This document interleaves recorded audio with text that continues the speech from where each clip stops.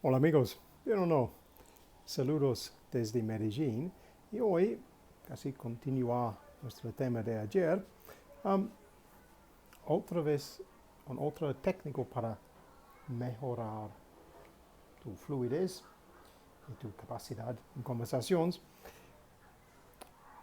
para utilizar algunas preguntas para ser seguro que tú entiendes bien el tema de la conversación general.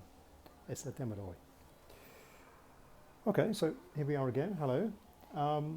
So today we're going to look a little bit on a topic called check understanding. To check understanding. And this takes us a bit further from what we looked at the last couple of days, but this will help us improve our fluency by making sure when we're in the conversation that we've tried to join by picking a useful question for us to ask, to take a bit more control of that conversation, to be a bit more active within it. Obviously, one of the things we're going to get back, as well as information, we were likely to get some more questions from the other people.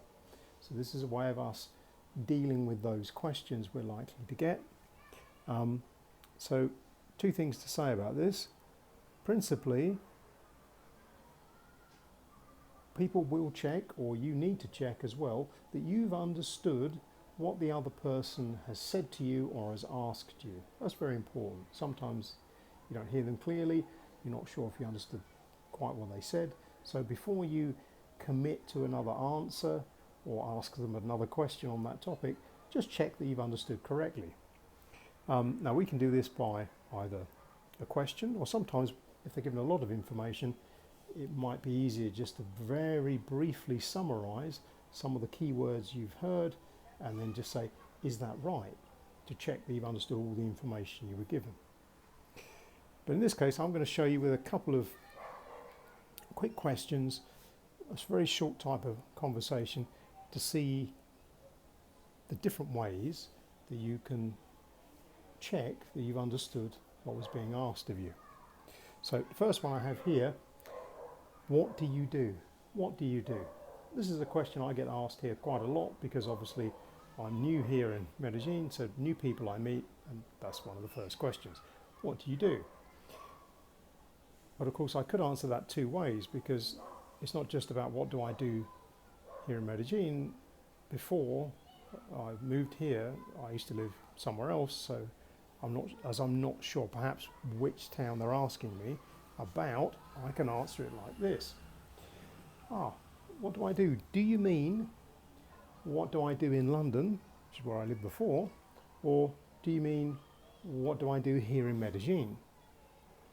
Because depending on what they want to know, I have to give them a different answer. Yeah. So this is a way of taking the question, what do you do?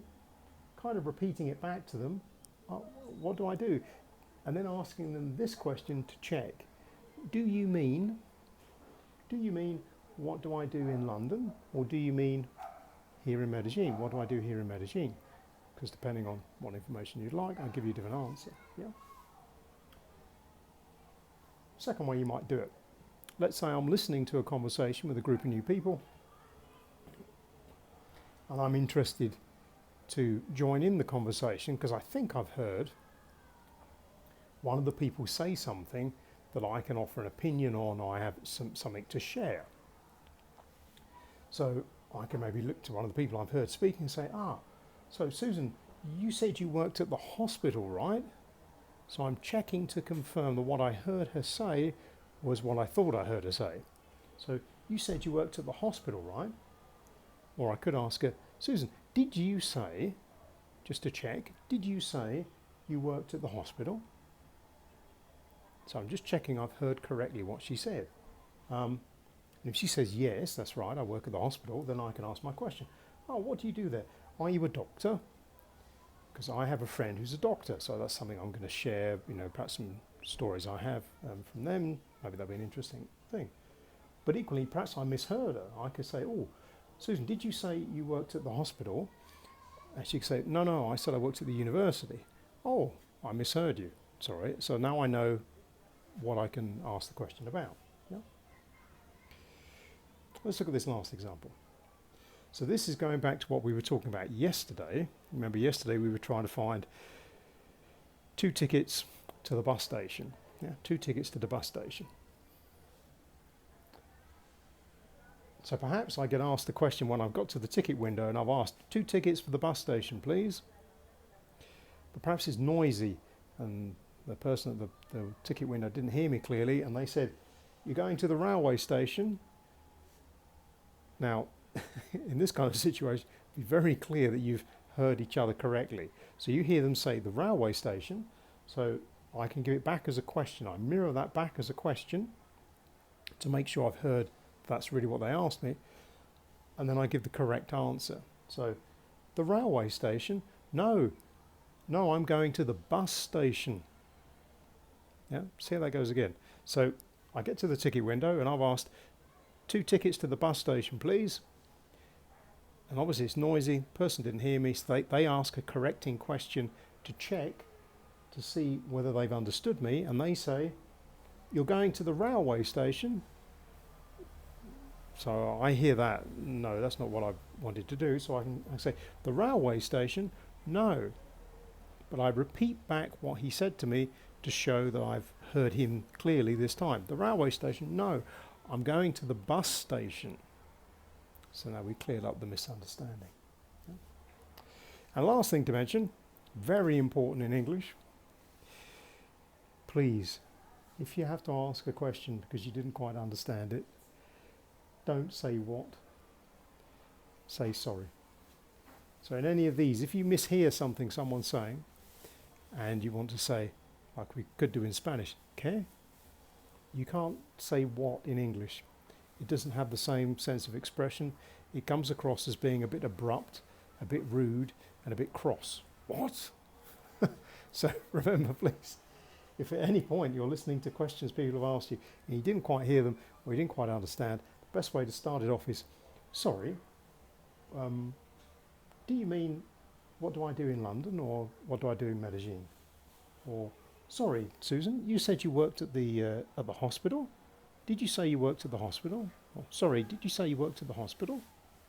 Because sorry is a really nice, polite way to interrupt the conversation to ask your question. So if I hear this come back, "You're going to the railway station," I could preface this with, "Sorry, did you say the railway station?" No, I'm going to the bus station." Yeah. "Sorry, did you say the railway station?" No, I'm going to the bus station. But notice I can use sorry just to get their attention and politely interrupt them effectively so I can say the thing I want to say. So there we go. A couple of things to try. Remember, you will probably hear, once you're in the conversation, people will be asking you some kind of check question or maybe summarising something you've said just to make sure that they've understood where you're going on the conversation so they know, we're going to carry on this together. But these are some nice easy ways for you to check your understanding of what's been asked of you before you ask a following question or give some more information. So always check understanding, look for some kind of summary, and remember our magic word in any situation, sorry, and then you carry on saying what you need to say. So I hope you found that one useful. Déjame saber en los comentarios. Until next time, from Medellin, it's Cheerio.